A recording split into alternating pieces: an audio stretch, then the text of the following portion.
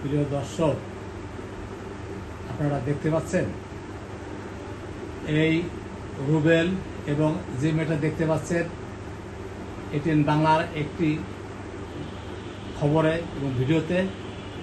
এর নাম হচ্ছে ফাহিমা। অপর যে পট খেয়েছে, যে যুগল প্রেমিক, যে প্রেমিক, রোমান্টিক প্রেমিক, এর নাম হচ্ছে রুবেল। স্বামীর নাম হলো বশিরউদ্দিন। সে 1 বছর আগে প্রবাস থেকে এই ফাহিমাকে ফোনে সে বিয়ে করে। ফোনে বিয়ে কি করে, সে তাকে রেখে যায় তার নিজের বাড়ি। শাশুড়ি বৃদ্ধ থাকায় এই রুবেলের সাথে, বকাটে রুবেল বাবা ব্যবসা করে।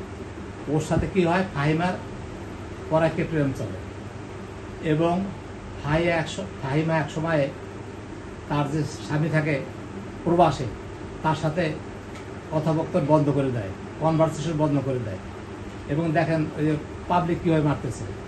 প্রায় রাতে এসে সকালে যেতে গিয়ে এই রুবেল দেখা যায় যে বাগান দেখে গেছে, যে বাগান তৈরি করেছে প্রবাসী স্বামী স্ত্রীকে বিশ্বাস করে এবং ব্যাংক অ্যাকাউন্টে এর নামে এর কাছে লক্ষ লক্ষ টাকা পাঠাতো। কে পাঠাতো? তার প্রবাস যে অবস্থান করে যে স্বামী, সে নিজে।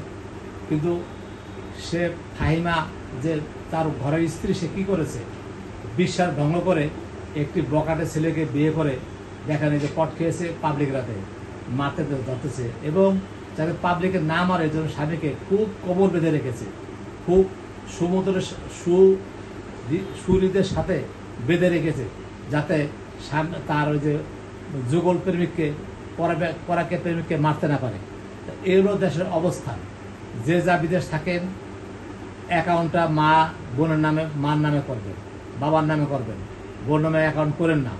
যাদের বাচ্চা কাচ্চা আছে, যার বাচ্চা আছে, যে স্ত্রীর বাচ্চা আছে, সেই অ্যাকাউন্টগুলো, সেই অ্যাকাউন্ট আপনারা বাবা মার নামে করবেন না। তা না হলে আপনাদের সবার অবস্থা এরকম হবে।